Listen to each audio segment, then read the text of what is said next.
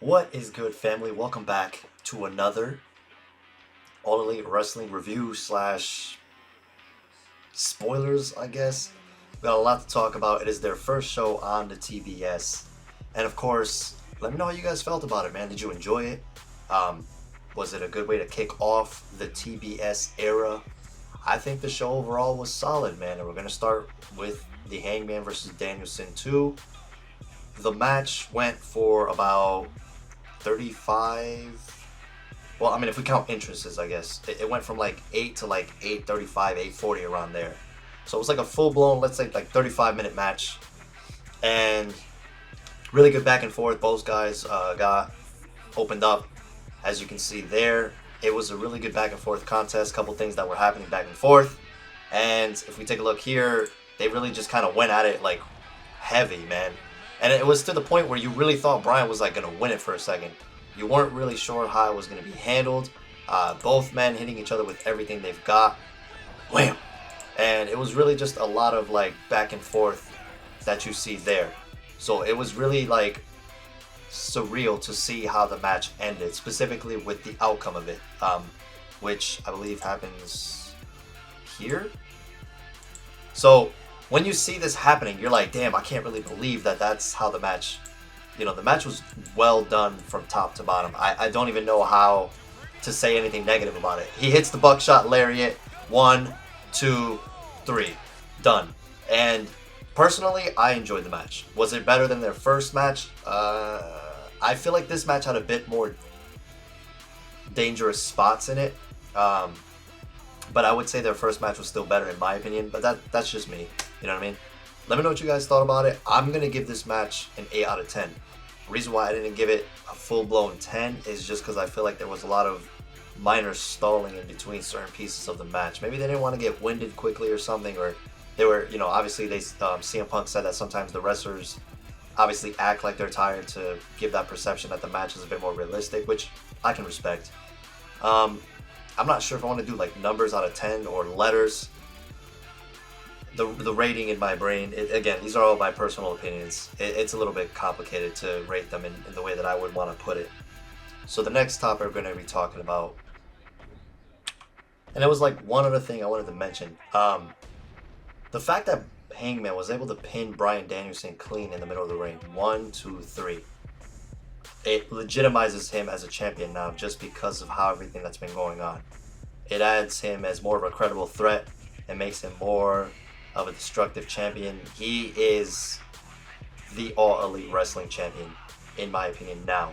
With that victory, it solidified him as the world champ. Next, we have CM Punk interrupting MJF. Now, there were a lot of jokes on here. Specifically, MJF throwing a jab at him, stating that the difference between him and Piper was that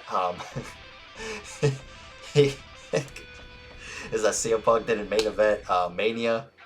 And then, of course, CM Punk throws a pretty significantly funny jab back, saying that if you think the grass is so green on the other side, be my guest, go ahead, leave. Main event the night 4 of a buy one, get one free extravaganza, and then get released faster than you last in the sack. And the reason why Punk said that back to MJF was because MJF was saying that if he doesn't start getting respect in AEW, maybe he would go main event on Mania. So that was a pretty funny little banter there. The whole mentioning WWE too much, though, is starting to become a little bit annoying. So I will agree with this. The whole segment was great, though, because and I posted more of it on my TikTok, so if you guys want to see like what they actually said a little bit more, I posted a few clips over there. But originally it was MJF versus Shawn Dean. CM Punk comes out. CM Punk hits Shawn Dean with the GTS, causing the disqualification. So basically Shawn Dean won because of it. They both did not get disqualified.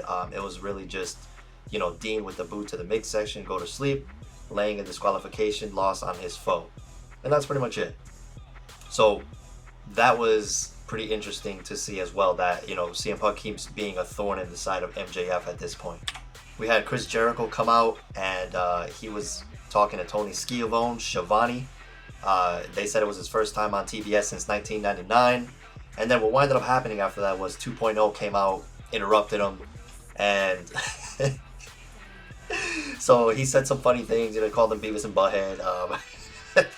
He made fun of like the head shape of one of the guys of 2.0, which is pretty funny. And I'm not one to talk because my freaking square forehead is there as well. So I understood that joke when he said it. It was pretty funny. Um, and then of course, Danny Garcia came out. Chris Jericho went and got Floyd. They started jumping him. Eddie Kingston and Proud and Powerful came out to make the save, which they will be doing, I believe, a 4-on-4? I don't know who the fourth is on 2.0, or a 3-on-3 on Rampage, something like that. I don't know if it was a 4-on-4 or 3-on-3. I can't exactly remember.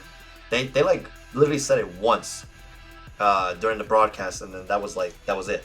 So I think it's Proud and Powerful and Eddie Kingston versus 2.0. I can't remember. Then we had Wardlow destroying another opponent. So Shawn Spears hits the C4 outside of the ring to the opponent, puts him back in the ring, tells Wardlow to pin him quick. 1, 2, 3. Wardlow's like, nah. Hits him with 5 devastating power bombs. The crowd goes nuts. It was great, man. I enjoyed it. I enjoyed seeing Wardlow eviscerate someone. It just doesn't matter to me. I like it. And the opponent was Antonio Zambrano. So we see the crowd keep asking for one more. He just keeps doing it. Boom, boom, boom, boom. Eventually, he's going to turn on MJF. He will get the storyline that he deserves. And I know it's going to be great.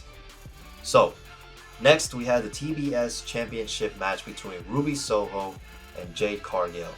This match, up until the ending, was solid. The ending was a bit botched. Again, on my TikTok, I posted it. I'm not going to go into too much detail about it because I do want to. I'll tell you who won, but I don't want to say like how they won. I mean, I'm already spoiling it, right? I don't know. I don't have a structure for these videos. I apologize. I'm all over the place. So Jade picks up the win on Ruby Soho, basically trying to go for a glam slam of sorts. And again, the way that it was messed up, you can watch for yourselves, I guess.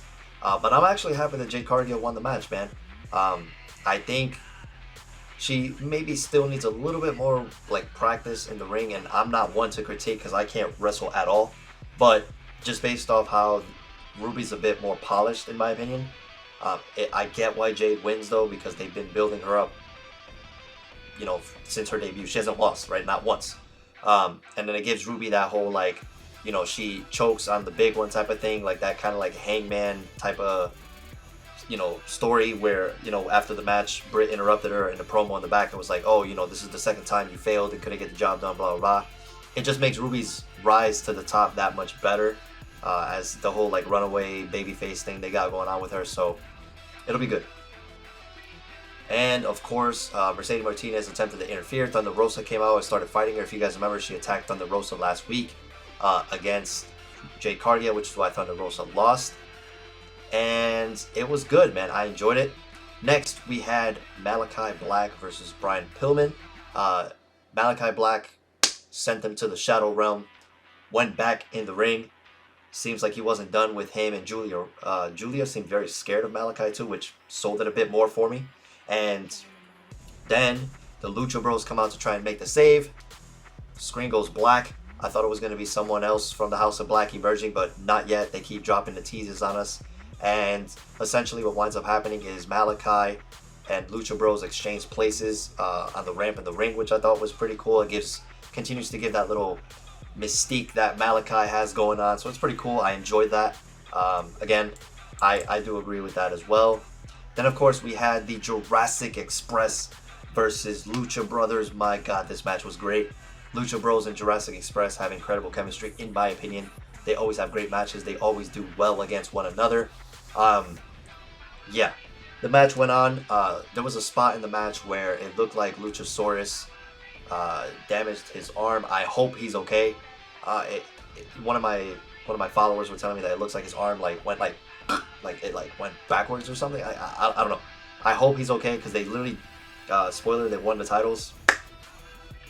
And I'm really happy for Jungle Boy and Luchasaurus, man. They deserve it. They've been on the title hunt for AEW came out in October of 2019. So we're on 2 years? 2 years and 2 months roughly. It's been good, man. Well, I mean, they introduced the titles I think a little bit after, I want to say. I can't exactly remember when they introduced the title. I think it was a month or two after. I think. Yeah, again, I gotta go back and rewatch all that stuff. But let's say 2 years for the sake of argument here, and it was a good way. You know, it didn't make the Lucha Brothers look weak, because the way that they won the match was, it wasn't like they were pinned. I mean, he was pinned clean, but like it was just like a quick like roll up type of situation where you saw him trying to Penta trying to kick out and he couldn't because of how it went down. So it does give that type of credibility to the team still, you know. Rematch between the teams, maybe not now just because this is the second time they fought in the last 6 months. They fought at Rampage as well on August, the last Friday of August, I believe, or the last Wednesday, I guess, because they recorded on Wednesdays. Whatever the last Rampage was of August, that's when they fought. It said it on the little headline thing when they were coming out. And the match was great. This match, for me, was probably match of the night, in my opinion, just because of how it went down. And because the Luchasaurus and Jungle Boy finally won the big one. They had a send-off. Everybody came out as far as the tag teams, and, you know, they had the Red Dragon specifically. I think, you know, down the line they're going to have a program with the Red Dragon. And it's going to be good, man. It was an overall great show. I can't wait for Rampage. I can't wait for the Saturday special that they're doing with Battle of the Championships, or, you know, Battle of the Titles, however they want to call it. Let me know how you guys felt about tonight's AEW. Overall, 7.5 out of 10 for the whole show. Let me know if you guys agree with that. Thank you guys for watching. I'll try to put background music next time. Peace out.